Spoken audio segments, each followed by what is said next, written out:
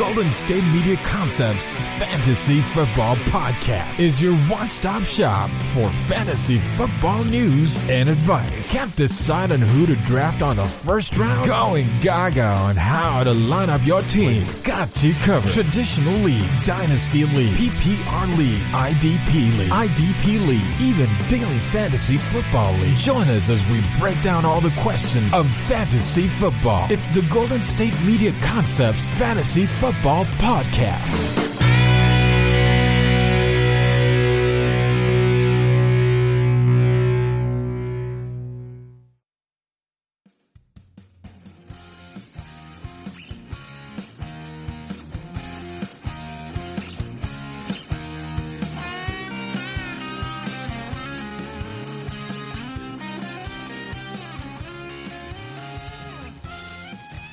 What's going on, everybody? It is GSMC Fantasy Football Podcast on the GSMC Podcast Network. I am their host, Ethan, and back again. We are talking about all things fantasy football. It's going to be a great day. I hope everyone's having a wonderful day thus far as you're listening to this. And if not, life gets better. So keep your head up. Stay strong. Fantasy football today is something that I hold near and dear to my heart. I was talking to my good man the other day, David, about his personal struggles with fantasy football and why we continue to play it. And I mean that in a little bit of a fun standpoint. Everybody gets involved in fantasy football at some point in their life. And me and David, we've been playing I've known him since we were about 10 years old. And we've been playing since we were about 11. And, being that young, the first couple times of playing fantasy football, you don't really know what you're doing that much. You just like players. You like the idea of fantasy football. You like watching different players do well. And of course you want to try and win, but you're just watching football and you're consuming the game at a higher clip, I would feel. You're not just watching your favorite team anymore, and you are watching a lot of different superstar players, a lot of different players that you wouldn't typically, bat your eye at originally if you weren't playing fantasy football. And it makes you develop a new appreciation for different parts of people's game, people who are kind of glue guys on teams who aren't necessarily superstars, but they definitely do their job on the team, and thus they do their job on your fantasy teams. You find new players to root for. You find players that you may even become super fans for. All through because of fantasy football. And it's one of the reasons why I love playing it. It makes you appreciate things on a deeper level. And sometimes it makes you despise things even more on a deeper level. But that's just a little bit tidbit. Fantasy is, at the end of the day, it should be about fun.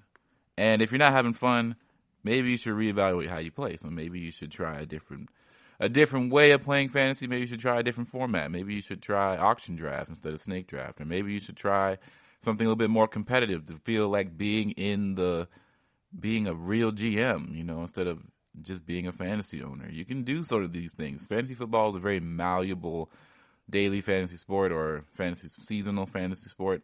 You can change it to be how complex or how simple as you want it to be. Maybe you don't like commitment. Play daily fantasy. It's okay. Anyway, that's a little spiel that I felt like I should come out in, because I think some people forget that even though we do try and talk numbers, as we will in a second, it is all about having fun. And sometimes we forget why we got into fantasy in the first place, and it's because we like watching a lot of football. All right, so on today's list of conversational pieces, we have the start, and that is third-year wide receivers. So third-year wide receivers are always something to look at on a little bit of a microscope, because this is probably the year where guys kind of make or break themselves, and if they haven't already broken into the scene, then things will get a little bit lost in translation, and you don't know exactly what they are going to be. So our good friends from Fantasy Footballers has a pretty good article with a couple, and then we're going to get even deeper and look at some of the numbers projection-wise for fantasy for some of these players. So they write that, the wide receiver class of 2018 is littered with wideouts on the brink of breakouts in 2020. And they've discussed at least 5 which all finished between wide receiver 16 and wide receiver 25 last season. and it still remains to be seen which direction they'll be heading in 2020. And will they go like Chris Godwin, who essentially ascended into godhood a little bit, or Kenny Golladay? And they all made a jump to wide receiver number 1 in their third year. Or will they land off a cliff like Juju Smith-Schuster or Corey Davis, who each finished outside of the top 60 in fantasy receivers last year and after improved second season? So, every circumstance is different, and we can only predict who will break out and who will not, but there probably will be some bust. So, here we go. First on this list is DJ Chark, as despite his second-round draft capital, Chark was slow to get off the field in his rookie season. He didn't see more than 50% of his Jaguars' offensive snaps until Week 8. He started to see increased playing time, but then missed 5 of Jacksonville's last 6 games with a quad injury, and he only caught 14 balls on the season and seemed destined for the dreaded bust destination. However, in 2019 was a totally different story. He burst into the gates on fire, ranking as the wide receiver 5 through the first 11 weeks of the season. His pace slowed considerably down on the home stretch, partly due to nagging ankle injury that caused him to miss Week 15 and likely hindered him more than he let on. And he managed to finish the season as wide receiver 16 on the season, despite never finishing better than wide receiver 57 from Week 12 on. So if his season had ended stronger note, then maybe he'd be more considered as a breakout, but instead he heads towards an uncertain third year. So who knows?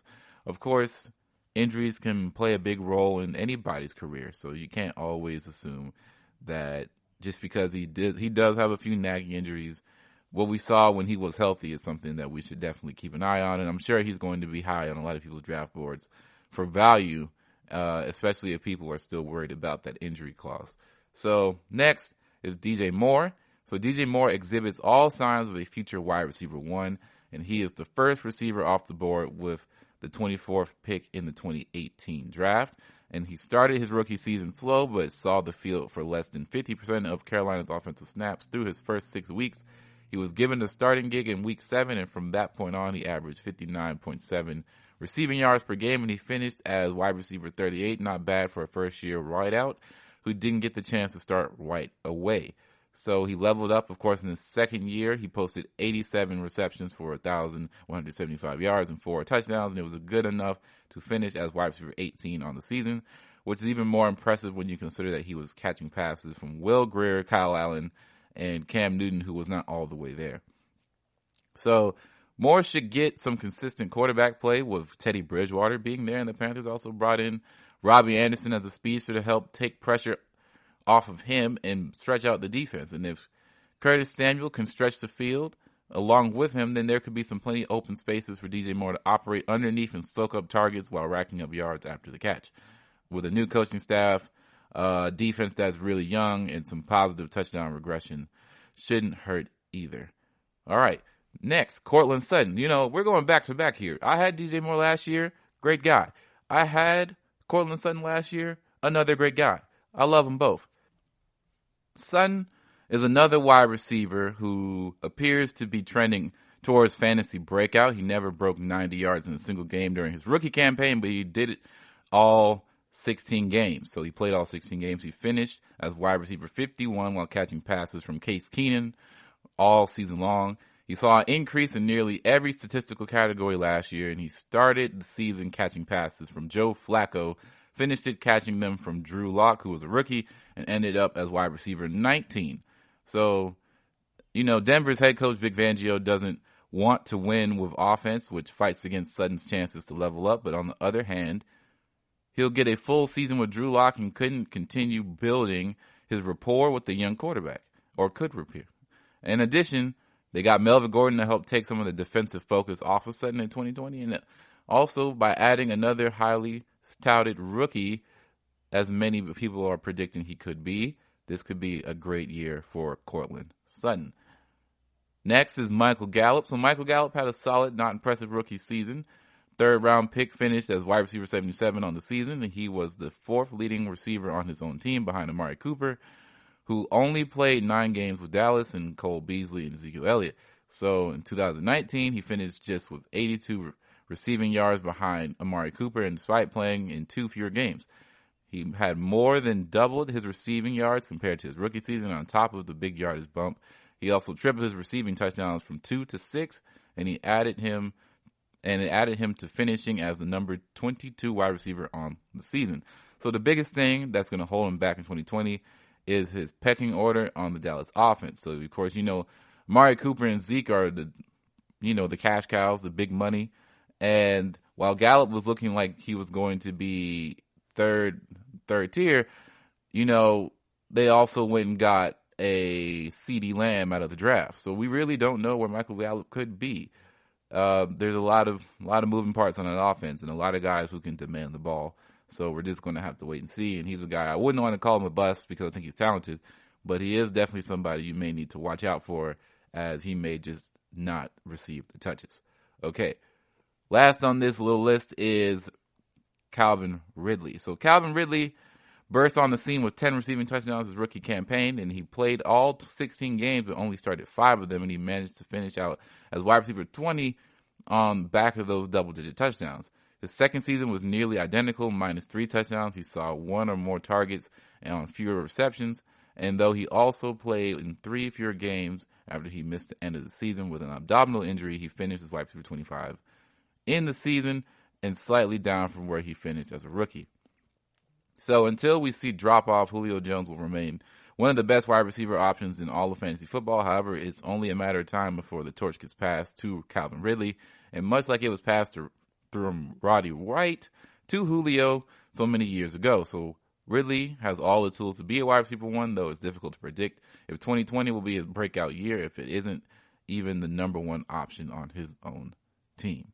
So there's some other options here. We got Christian Kirk, James Washington, Anthony Miller, Auden Tate, Traquan Smith, Deshaun Hamilton, Dante Pettis, and Kiki QT.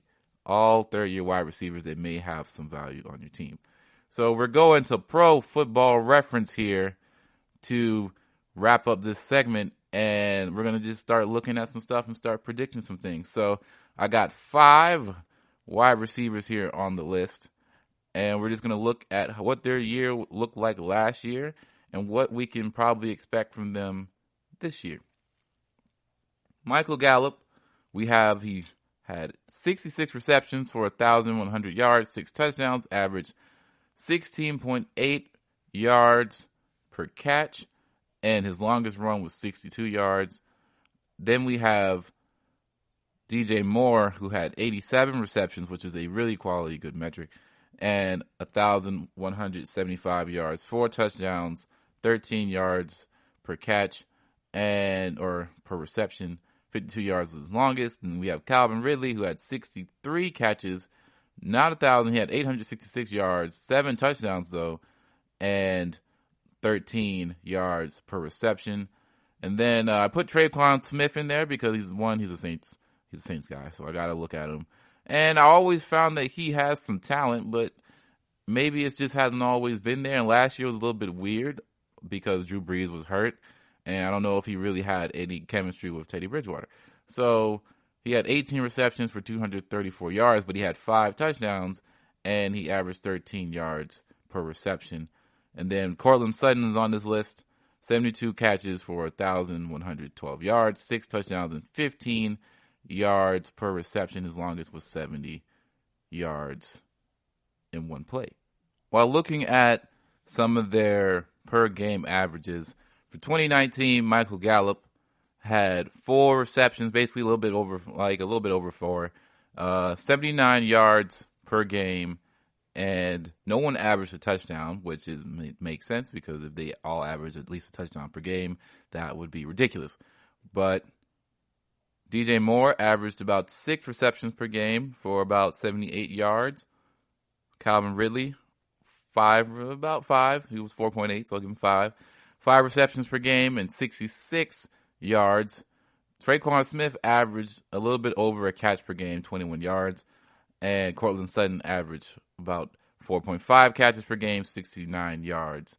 So what does this all mean? Well, remember about a few months ago where I was projecting that we'd see we'd see DK Metcalf really, really take a big jump in his second year because he had some metrics that were very strong against compared to some of the Calvins of the world, as in Calvin Johnson, the Julios, and the DeAndre Hopkins and Michael Thomas of the world. We saw metrics similar to their first years, and although he's a guy who came into the league looked at as a raw talent, he definitely showed flashes of what his capabilities are, and if they open up the offense for him even more, he can definitely show some things.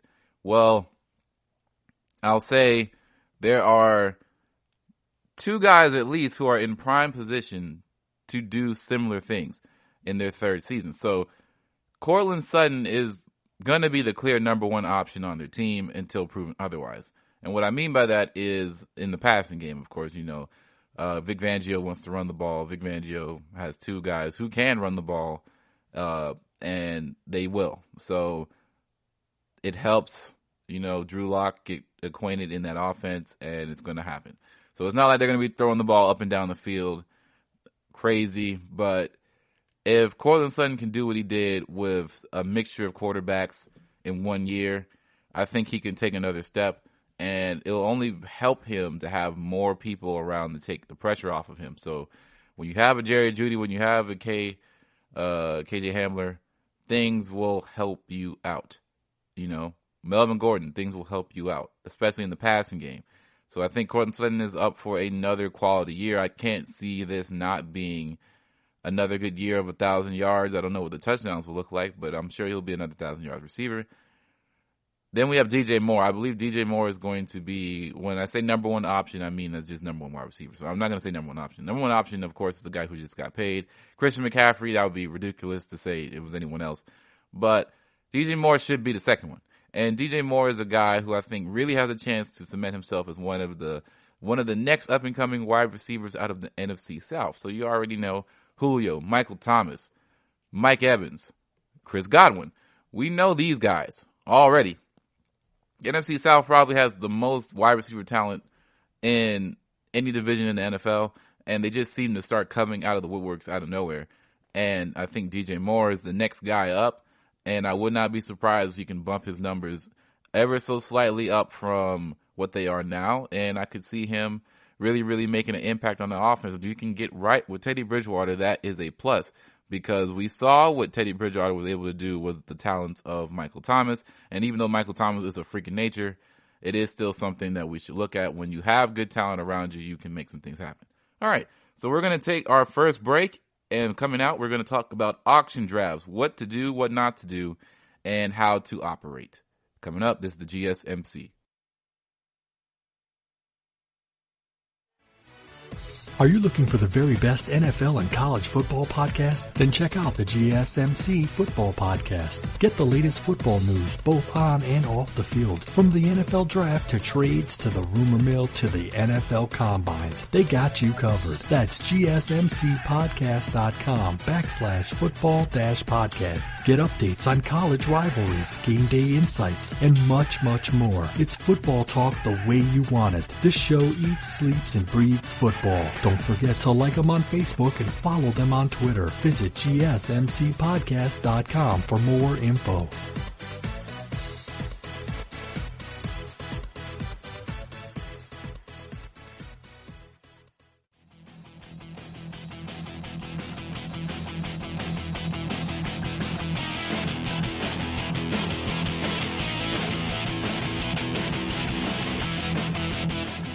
All right, GSMC Nation, we're back with Fantasy Football Talk, and we were just talking about third-year wide receivers. Can they bust?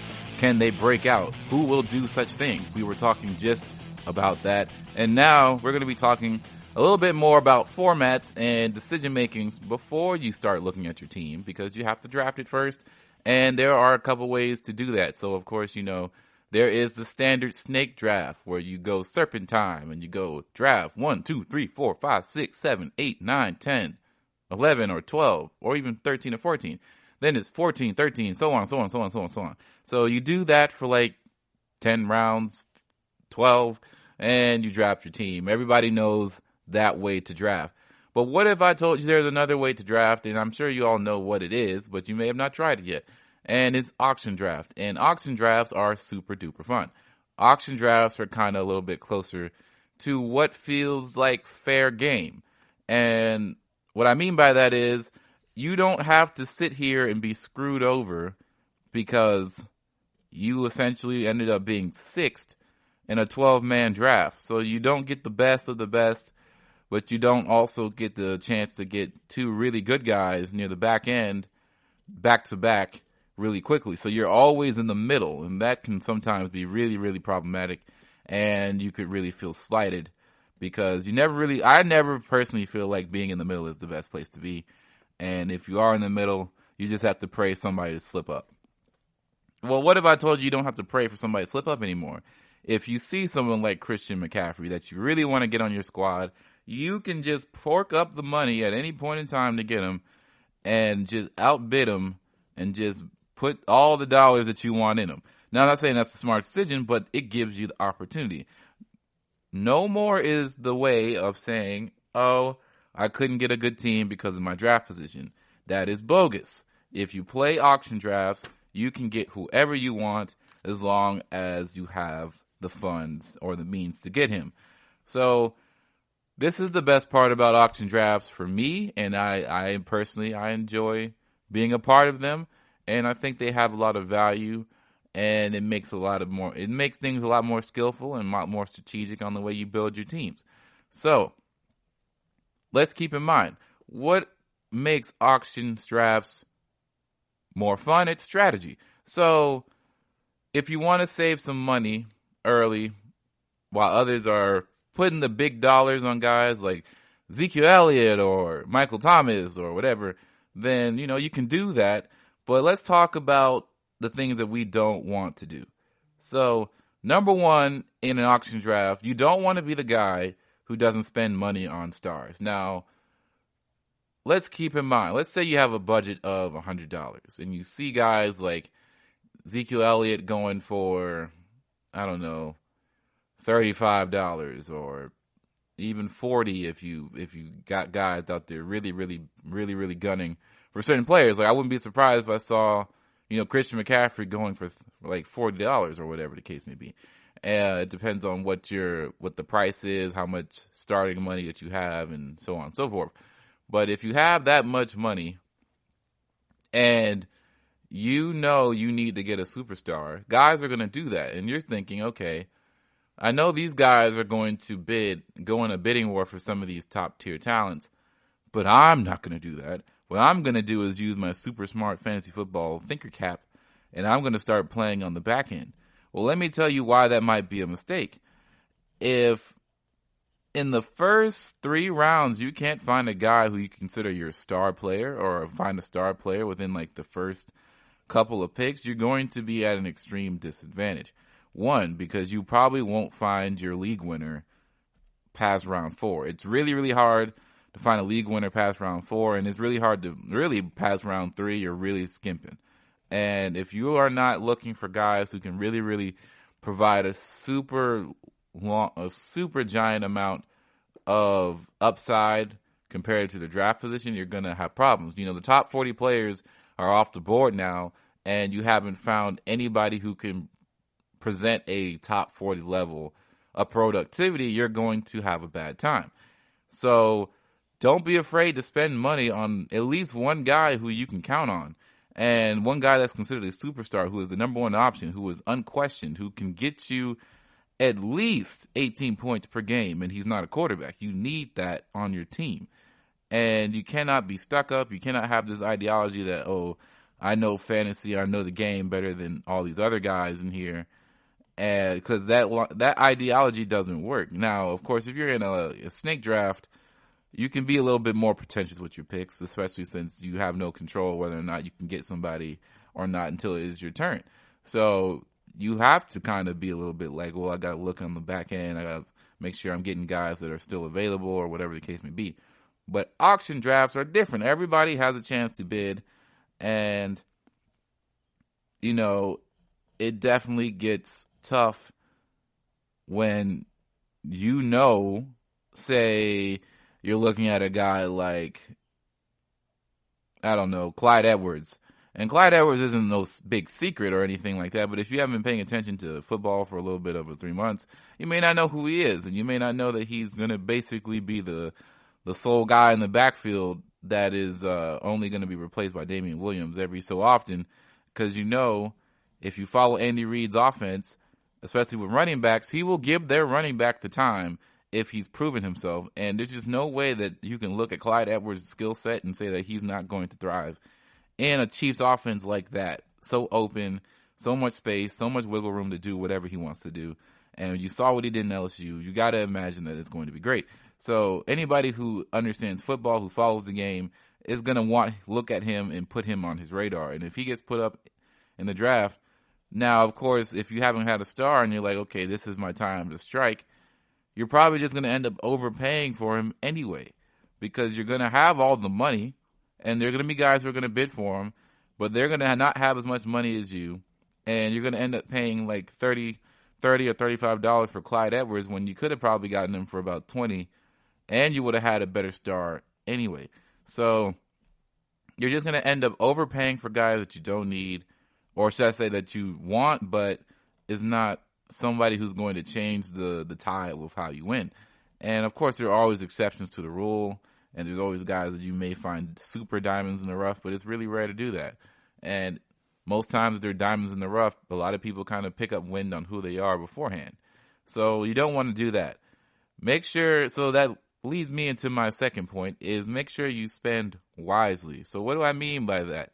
So you don't want to be caught in a situation where you don't know where to put your dollars. And what I mean by that is you have too much money on the table, and you don't have a lot of options left, but you have all this capital essentially near the back end of the draft because you've been kind of stingy with the money. You haven't been trying to overbid on guys in the early rounds when maybe you should have at least reached a little bit and spent a little bit of your pocket, because on one end, you could get a guy in the later rounds who may give you some value, but you may have overpaid for him and it wasn't worth it, and you could have used that extra $20, or you could have used that extra $30 to go get a really, really top-of-the-line player earlier in the draft, which you were a bit too nervous to overspend. But you got to remember, when guys are all overspending, or when guys are all spending a lot of money, everybody starts to get a little bit of a tight wallet. And yeah, of course, you don't want to be left with nothing, but you also don't want to be caught in a situation where you have so much, but none of these players' values equate to the amount of money that you're going to spend on them, and you're stuck paying $30 for a kicker. That's not cool, and nobody wants to be in that in particular situation whatsoever. I know I definitely do not want to be there personally. So you got to make sure you're not in those sort of situations. So let's go back to the snake draft once again to see if we can find any sort of comparison. It's kind of like when you're in the last bit of the rounds, like you're trying to wait it out, or you're just kind of going through the last bit of fantasy. And, sometimes you're in drafts that kind of just take forever, and you feel like you got a solid squad, and you're kind of just trying to get through, and some guys are on auto draft or whatever the case may be. If it's not super competitive and guys aren't trying to fight tooth and nail for the last draft pick, and you're not in like a 14 plus man league or something like that, snake drafts can get a little bit boring, and it doesn't always you don't always have to pay close attention, because by your ninth pick, a lot of the guys on your draft board, or guys you've been looking to target, either are already on your team or they're on somebody else's. So at that point, you're trying to get either super, super grimy out there and looking at the best option available, and you're looking at guys upside. You're reading quick notes from training camp or anything to find an edge, and sometimes you won't find anything, and you're just gonna have to take a whim. But there's no money involved in that. By that, I mean you don't have a salary cap, essentially, or a draft cap. You don't have that much. And what happens is, in those situations, of course, this is where people start to say, oh, man, I didn't get a second quarterback. Oh, man, I don't have a defense. Oh, man, I don't have a kicker. Let me go get a kicker. In auction drafts, you have opportunities to get anybody at any time, of course. And when you don't spend a lot of money in the early rounds and you find yourself kind of middling about in the middle rounds, and now you have maybe 60 out of your $100 left, or you have even like 40 of your $100 left in the later rounds, you are still at a really, really large amount of money, and you're going to find yourself in a situation where people are going to start putting up defensive teams in there, and people are going to be like, okay, I'm going to put up, I don't know, $6 for a defense. And you're going to be like, oh, well, I need a defense and I have the capital, so now I'm going to spend $12 or $20 just to secure it. And you're just kind of spending money that you didn't need to at that point, because I bet you could have won it for, if somebody bet it for $6, I'm pretty sure if you really wanted it, you could have put up $10 and people would have been like, oh, okay, whatever, and move on.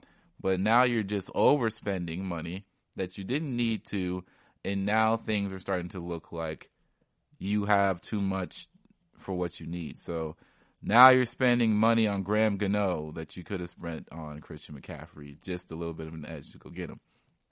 All right, so third on the list is make sure your targets is on a board and your board is flexible. So what I mean by that is make sure the targets that are on your board, you have a lot of them, because everybody, if you're in a competitive league, is going to know the big names. And when you're in leagues that are really grimy, I like to say the word grimy, but I really mean they're just super competitive and people know what they're doing. When people start to get really grimy out there in those leagues, every pick counts, every second counts, every decision counts, and you can't screw up in that draft because they will make you pay. They will punish you. Like if you ever played a fighting game, you will get punished, hard punished too. So when you have a draft board set up, like any other draft, like snake or auction, you have guys in positions where you think that they are, where they rank for you and where you want to get them at and where you see them on your board. You want to stick to it a little bit, but also remember that you got to be flexible, because at times you may see a guy that you really want, but they might just be going a little bit too high for your personal taste, and you may have to let it slide because there's opportunities elsewhere. Don't be stuck on the fact that you want Michael Thomas just to let somebody outbid Michael Thomas for $50. If you're going to spend $50 on Michael Thomas, you are saying you are Michael Thomas and the Sopranos or something. Like, that is your team, and he is your whole team, and you're going to be scrapping for a little while now. So you don't want to be caught in that situation. And most guys aren't going to spend $50 on Michael Thomas. You would hope not, but it's just an exaggeration to make the point. You want to make sure you're flexible enough to not fall in the trap of, I got to get this one guy because he's number one on my board, or I got to get this one guy because he's 12th on my board, and even though there are guys below him that are only slightly less than where I think he is, I got to get it in order. You don't have to get it in order. That's not how fantasy should be ran in the first place, in my opinion. You can figure things out on a better level than that. So those are my 3 real essentials for auction drafts. Let me go over them one more time. So don't be the guy who doesn't spend any money on superstars. You don't want to do that. So make sure you always are looking at the top of the draft in the top 40, and make sure you find yourself at least a quality 1 or 2 guys that can really, really hold it over, because as you know, stars make the league and stars win your league. So stars, make sure you get one. Number 2, spend wisely. Don't overbid on guys because you have the capital, because you didn't overspend in the early rounds. Make sure you spend wisely. Use your noggin. Use your brain. All right. And lastly, make sure that your board is flexible. Okay. So we're going to take another break, and then coming out, we're going to be talking about Jamal Adams' impact on the Jets defense and what that means for other defenses where he might end up being at. This is the GSMC. Check out the show that's built on the MMA. From the UFC to extreme cage fighting, they got the fights covered. Check out the GSMC MMA podcast. Get the latest news on past or upcoming fights. Join us as we talk to and about some of the biggest names in the MMA, past, present, and future. When it's the fight game, there's just one show to check out. GSMCpodcast.com/MMA-podcast. Don't forget to like them on Facebook and follow them on Twitter. Visit GSMCpodcast.com for more info.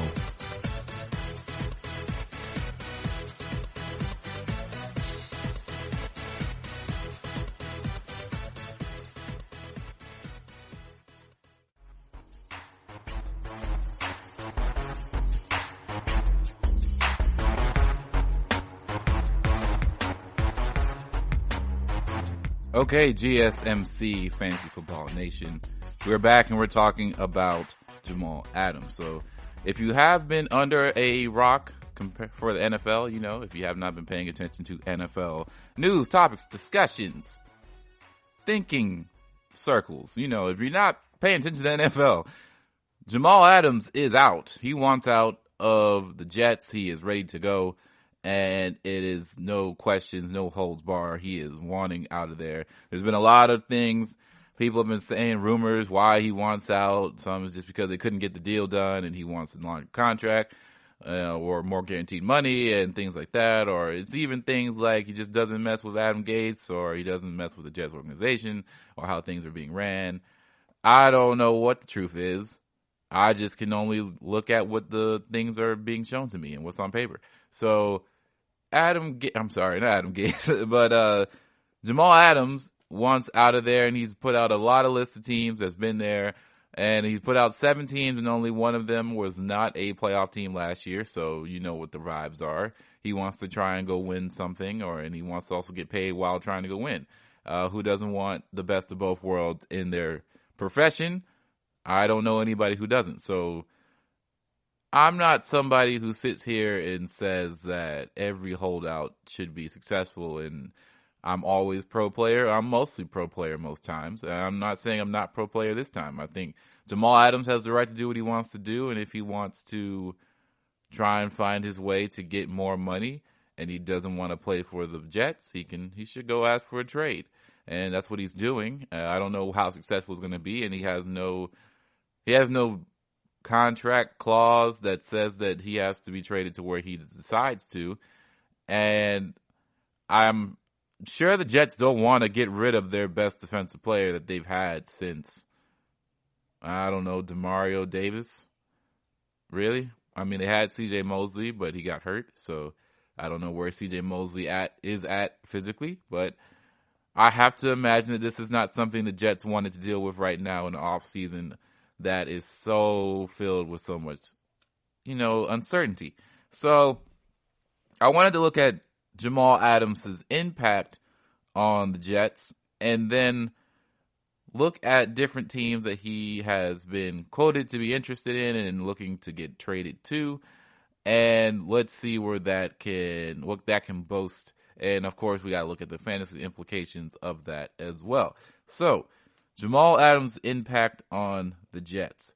So the Jets were 7th in total defense last year, and they had 36 sacks. In the fantasy realm of things, they were really like bottom half of the league, and you didn't really want a Jets defense on your team, or at least not your main defense. If it had to be a bye-week defense, you had to do what you had to do. But if there was your main defense, you weren't getting a lot of stops, because everybody knows in fantasy, the best things that a defense can do for you is turnovers and sacks. If you can get those things, you're living good, because eventually someone is going to score on a defense. That's just something that you have to be okay and live with. But turnovers and sacks are things that you always want to see a defense can make for you, and they can make or break, especially in the early parts of the season. I've always found that good defenses in the early parts of the season hold so much value, because it helps you get the edge over those early games where some guys who are superstars or stars may not be performing well because it's the start of the season and they haven't They didn't get a lot of training camp reps, or they didn't get a lot of preseason reps because most people don't even play the preseason. So everything is kind of just getting started. But defenses always have to be ready day one. And sometimes you may end up finding yourself getting a defense who is probably a little bit overrated, but, the fantasy points are there, so you take them, of course. The Jets were not one of those guys or one of those teams. But 7th in total defense as a unit in the NFL, though, so they definitely did some things, and they had 36 sacks. The funny thing about having 36 sacks is that Jamal Adams led the team in sacks last year. It was 6.5 sacks as a safety. Now, Jamal Adams is a different breed of guy. He is a impact extraordinaire when it comes to filling the gaps and playing gap control, and he learned a lot of that out of LSU. Now, he is really, really good at stacking the box. He's really, really good at coming into the box, motioning linebackers out, say, hey, scoot over, and I'm rushing this gap. I'm going full steam ahead. I'm going in, and I'm taking somebody's head off. He will do that at a high clip and at a high level. Now, he had 75 total tackles. He was 3rd on the team in total tackles, but he led the team in solo tackles. And I was talking to my good friend, shout out to Bays. My good friend was telling me the other day that maybe it's not a good thing that your team leading tackler and leading guy in sacks is your safety. And I would have to, it was a smart point. It's a good thing. I don't know a defense where it's supposed to be really, really stellar, a really good defense that's supposed to be top tier, where your safety is the guy leading you in sacks and probably in solo tackles. That probably means a lot of things are not going well for you, and you gotta make a lot of plays happen.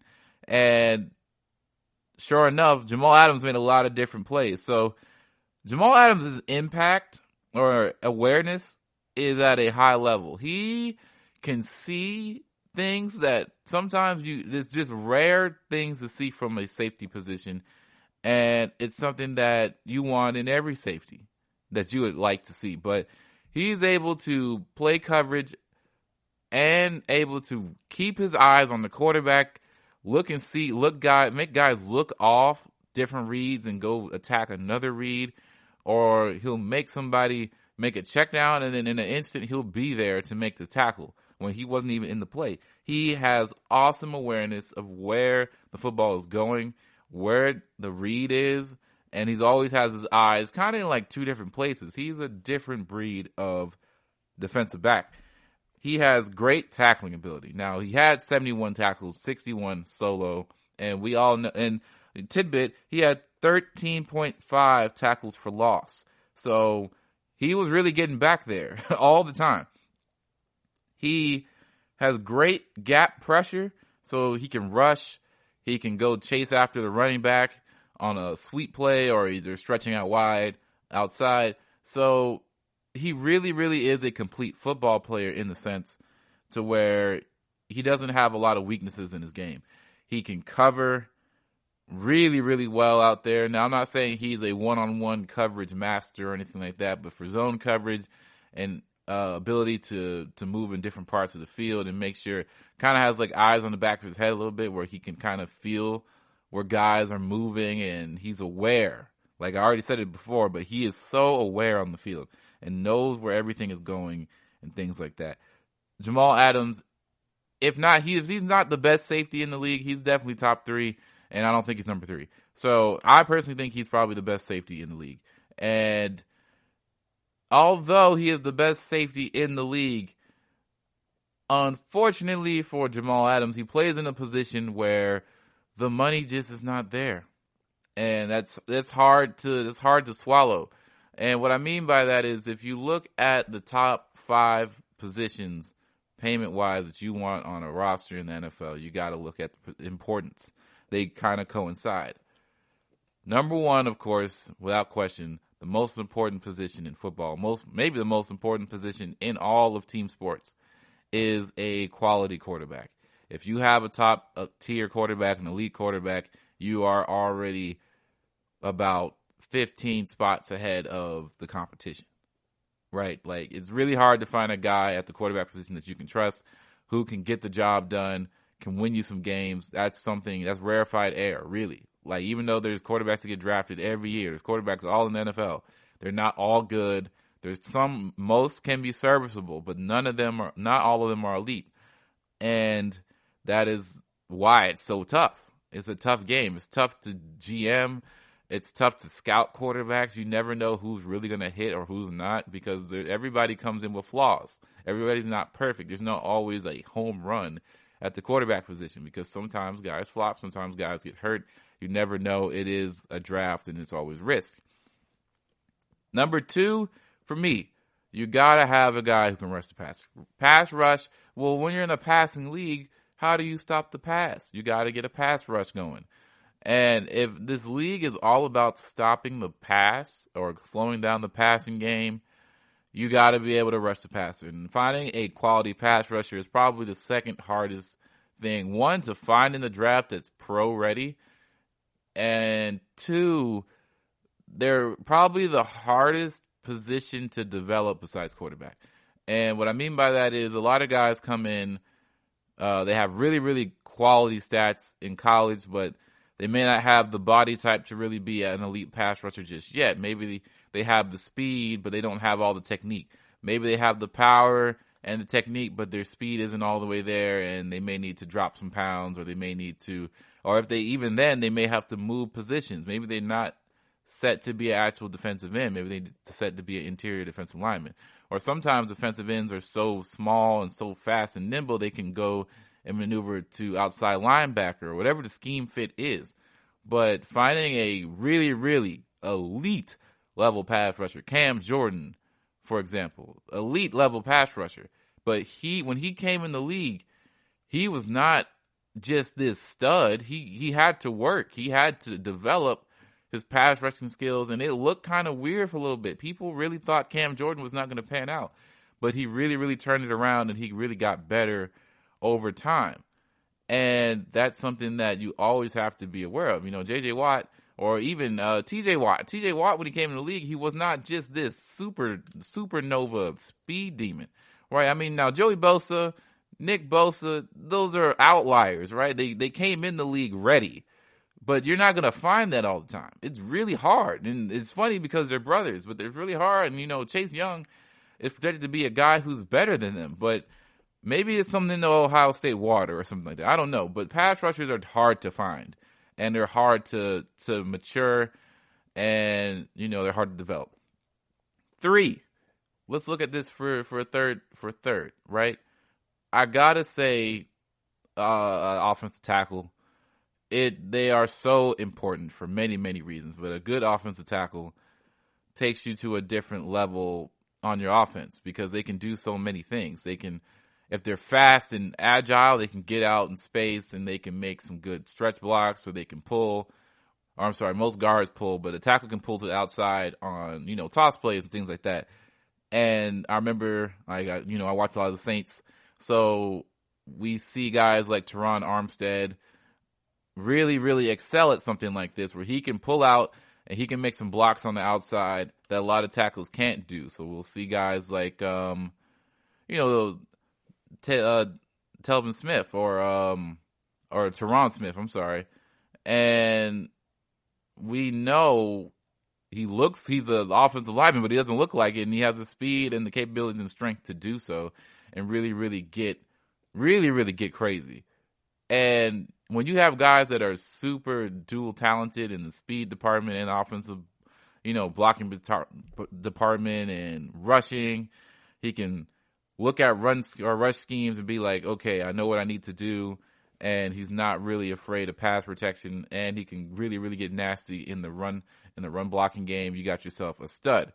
That's hard to find though. Sometimes some guys specialize in pass block. Sometimes guys are really, really good run blockers, but their pass blocking is a little shaky. They don't always have the same pass protection schemes going on. They don't really know what's going on. But NFL, pass blocking schemes are a little bit different than college because, there's a lot more pro style stuff going on. But, the ones that are good will adapt and learn. And they're some of the smartest guys in the industry. 4 is where things you can kind of put them where you want. So 4, I feel it has to be cornerbacks, because it's a passing league and you need guys to defend outside. And it's probably one of the most demanding positions to play, and probably the most demanding position on defense to play, because you just have to be basically perfect. And by being perfect, that means you have to be able to get away with stuff too, because it's just too hard of a position to really play and not get calls on you that you don't feel are justified. And, it's really become an offensive level game. And that's just something that has always been tough. And, of course, fifth is a little bit of a toss-up because you can look at importance of, you can take this offensively or you can take this defensively. You can say linebackers are somebody that you really want, or you want a solid nose tackle or somebody that can really stuff the run game. Or you can look at wide receivers and say you need a guy on the outside that can make some things work, because everybody needs a dynamic offensive playmaker out there. And it definitely wasn't going to be a running back, unfortunately. You know how I feel about my running backs. I love them, but it just wasn't going to be them. But, you can put safety up there if you really feel strongly about it. I just know a lot of people don't, but they're definitely still up there. But unfortunately, that means that the money isn't there for them all the time. But I'm interested to see where Jamal Adams can go. If he goes to the Cowboys, that's a plus for them for sure. I'm sure that will help their defense. I don't know how much that helps them in fantasy, but I'm sure there's an impact somewhere. But we're going to take another break, and we're going to come and finish out the podcast in just a second. This is the GSMC. Check out the show built around the women of MMA. From the UFC to the extreme cage fighting, we got the fights covered. Listen. It's the Golden State Media Concepts Women's MMA Podcast. The latest news of upcoming fights, discussions of previous matches. Join us as we talk to and about the biggest names in women's mixed martial arts, past, present, and future. When it's the women's fight game, you know where to listen to. The Golden State Media Concepts Women's MMA Podcast.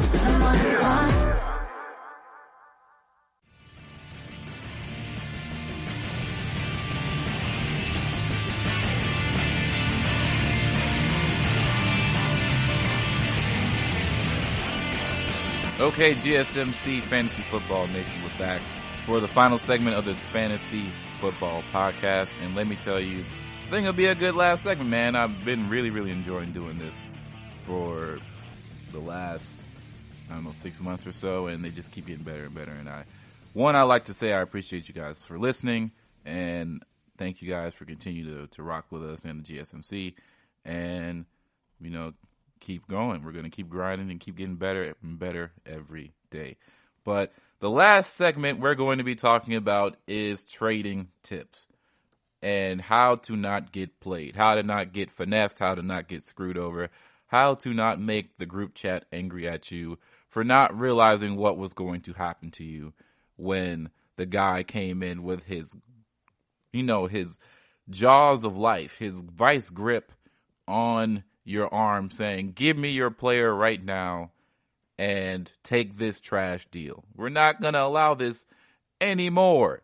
You will not have to deal with this anymore, because after this you'll be completely fine. Now, everybody at some point in their life when they play fantasy football has received a trade. Now, that trade could be either a quality trade, because the guy who's trading with you actually cares about, not only his team's usability, his team's potential, but also he cares about his personal integrity and the integrity of the league. I say this as being once a commissioner and a future commissioner of a league soon come. And let me tell you, a lot of guys don't care about the integrity of the league, because it is real cutthroat out there in the fantasy streets. People will do a lot of diabolical stuff in the fantasy football realm that will be left unsaid unless, you step up and you stand up for what is right. And standing up for what is right means you don't allow yourself to get trade baited into things that you don't want to do. And how do you allow yourself not to get trade bait? How not to fall into temptation of trades that don't seem that are going to work for you, and thus making the group chat mad? We got to remember, trade reactions are some of the things that you forget can make or break a fantasy season, because people will be so excited for their fantasy season. People will be ready. They're talking trash. You know how fantasy goes. And all of a sudden, somebody is in week 7 and their team is going straight down the toilet. It's not looking good. And all of a sudden, you're looking at a 1-6 team, or you're looking 2-5, and it doesn't look like things are getting any better. But you have guys on that team that, could make some noise for somebody else. You're not making the trade, though. You're probably a little bit upset. You're probably just like, man, forget this fantasy season. We're just going to ride it out, and then maybe we'll try again next year, or whatever the case may be. And if you're not in like a dynasty league, you have really no big incentive on to try and win. You should, because that's what you don't want to be a loser. You don't want to lose. But, there's no real incentive to go into the losers bracket, or get out of it, should I say, unless you have like a penalty prize for being last place or anything like that. So let me tell you this. When that guy who's in the top 3 spots, because it's never the guy in like the fifth spot. It's never the guy in like the last playoff spot who's fighting tooth and nail every week to keep afloat. It's not that guy. It's always the guy who's already kind of secured in his position in this fantasy stuff, who's going to get grimy, who's going to look at you in the eyes, who's going to send you this text message and be like, hey, man, you see that trade I sent you? They're never going to tell you, hey, man, I'm looking for this. Hey, man, I want to see this player. I like, what do you want for this player? It's always, hey, man, look at that trade I just sent you. Eye emoji. Don't fall for the trap. Don't fall for the eye emoji trap. It's a bad place. It's a bad starter of conversation, because it's never going to end well for you at first. Okay. This is a prime example of a trade that can go wrong. He sees that you are not doing well and you somehow have DeAndre Hopkins on your roster.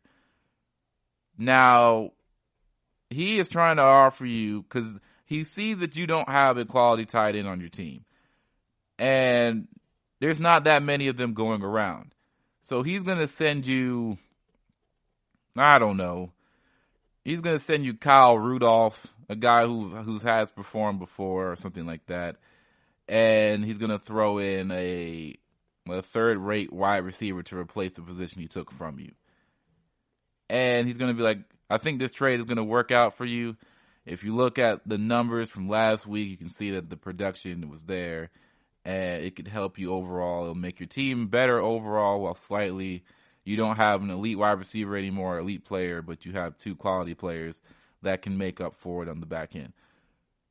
Here's the issue, okay? And here's where the tips start coming in. The issue is, if he starts sweet-talking you like that, he is definitely avoiding the idea that, 1, you're getting value from one guy that he's trying to give you for 2, and you're not going to exceed the value for 2 because it hasn't been shown all year. And he knows that, but he's hoping that you don't think like that. And that's key. That is prime grime. That is prime grimy behavior. That's like in textbook grime, chapter 1. Fool them before they can see the light. Don't be fooled. So here's tip number 1. Research the players' news feed and not just stats. When players are up for trade, always, like when I'm telling you this, please always research the player's news feed. You know that little segment in the ESPN, they show the news feed, or in the NFL or Yahoo or whatever fantasy platform you use. You gotta look at the news feed, because the news is your weapon. The news is your information that will take you over the edge in any fantasy situation, as somebody who doesn't look at the updated breaking news for any player, situation, or team, or what's going on, right? If you just sat on just the fact that you got these guys, and, it's like paying attention to the injury report, but it's even worse than that. If you got to pay attention to when other guys in the team get hurt. You got to pay attention to things that affect your players at all times, because you never know if, for example, when Drew Brees got hurt, a lot of people were worried about Michael Thomas. A lot of people were worried about Alvin Kamara's his production. A lot of people were worried about Jared Cook. Things like injuries from other players can hurt your team worse than what somebody who's one injury is going to hurt. You never, because it's not like you don't have to play them. It's not like they're hurt. You don't have to immediately replace them. When Drew Brees got hurt, you knew you had to replace him. That's just fact.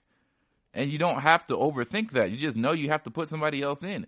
But when you have someone like Alvin Kamara, who, all in accounts, Drew Brees really does help him look better than, what he was able to show. Now, granted, I love Alvin Kamara. One, he's my favorite player. Two, he's a guy who I thought had a lot of different things going on with him last year that kind of contributed to the lackluster touchdown numbers. But the impact was always still there. It just didn't work out for him that season. But it's very clear that he and Drew have a special connection, and it makes it work. And when Drew Brees was out and it was Teddy Bridgewater, and they had Alvin Kamara just kind of run up the middle with, Latavius Murray, and it just wasn't working the best where it could be, you could see the value just really start to plummet. And you can't just sit Alvin Kamara, because on any given Sunday, he could really break out and give you 25, 30 plus anytime. So you can't just sit him. So it's tough. It's real tough. But you got to look at player news so you know what's happening around the players. So you know what's affecting the players on and off the field that can potentially hurt or help your fantasy team. You got to know.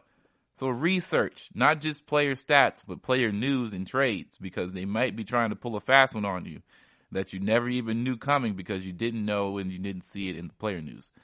Number 2. Make sure you're getting some type of benefit. That means either you're filling a gap on your own team, so maybe you have too many wide receivers that are quality, you can't start them all, and you want to let one fly. And he's asking for somebody out of your wide receiver group. That's fine, but you got to make sure you're filling other gaps. So maybe you don't have a quality tight end, and they may have some tight ends that they can cough up, or maybe they have a running back that you need to be able to bolster your running back core, so that way if things start to go south, you have somebody that you can put in immediately that can start and give you a good amount of fantasy points right then and there. Make sure you're getting the benefit.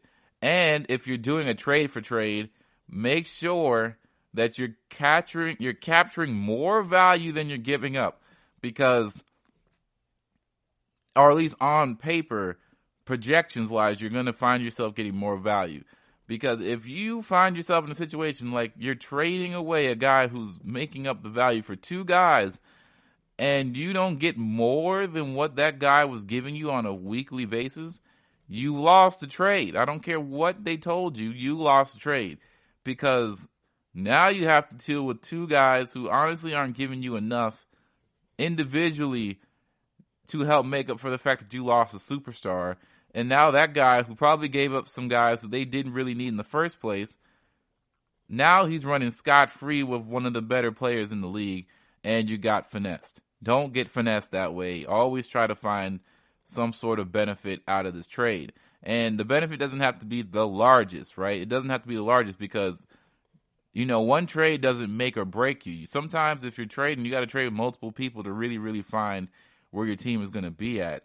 And that's why a lot of guys don't even bother to trade, because once you make one trade, it seems like you need to make another one to really make up for the last trade you got, and you're trying to make a lot of things move and shake, and you might be in two different text threads talking about, hey, if I can get this, what can I get for who and that? And then you start acting like a real GM, which I guess is fun, but at the same time, it's no guarantee that this thing can work out, because it's hard to do 3-team trades.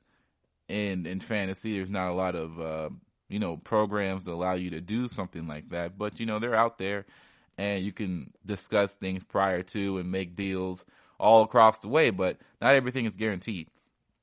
But make sure you're getting some sort of benefit.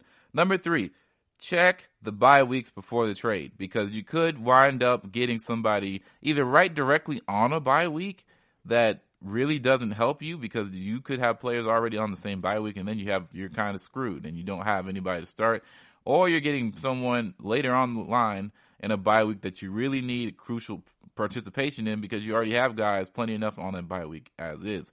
So paying attention to where the bye weeks are in trades are really, really important, and don't overlook that. Number 4, and this is probably the most important thing because it all kind of coincides everything we just talked about. Number 4 on the list is don't instantly accept the first offer at all. At any time somebody offers you something, don't always accept the first offer. And what I mean by that is you can review it, you can look at it, but don't always just be like, yeah, because 9 times out of 10 in these sort of situations, it's fantasy. I'm not talking about business. I'm not a business, professional or anything like that. So don't take this past the fantasy realm here. But please, in fantasy football, I'm telling you, 9 out of 10 times, these guys are trying to get over you. And they are giving you the lowest deal that they can possibly try and make it look like it's quality and not look like they're giving you bogus stuff. So play a little hardball, negotiate. Don't always assume that they're giving you a fair deal on your end, because 9 times out of 10, they are probably trying to get you. They're trying to get more from you than you are going to receive. So that encompasses researching the player news. That encompasses getting some type of benefit. And that also encompasses checking bye weeks. That encompasses everything. Don't always instantly accept the first offer, because it's just not always going to be the best one. All right. So there you have it. That's our fantasy football podcast for this Friday. I want to once again thank you guys for listening to us. Thank you guys for locking in and keeping it here with the GSMC Fantasy Football Podcast. We do this every Friday. We do this a lot of times of the week, but me, I'm here every Friday. And I love doing this. I love you guys. And let's keep it going, man. Let's keep the train going. Please, if you like the content, please rate, review us, leave a comment. Everything helps. Everything makes us better every podcast. 5 stars, please. And don't forget to follow us on our social media. We try to stay active on there. And if you have any questions, if you just want to chat, come hit us up. We don't bite. So this is the GSMC Fantasy Football Podcast. I'll see you all next week. You've been listening to the Golden State Media Concepts Fantasy Football Podcast, part of the Golden State Media Concepts Podcast Network. You can find this show and others like it at www.gsmcpodcast.com. Download our podcast on iTunes, Stitcher, SoundCloud, and Google Play. Just type in GSMC to find all the shows from the Golden State Media Concepts Podcast Network, from movies to music, from sports to entertainment, and even weird news. You can also follow us on Twitter and on Facebook. Thank you, and we hope you have enjoyed today's program.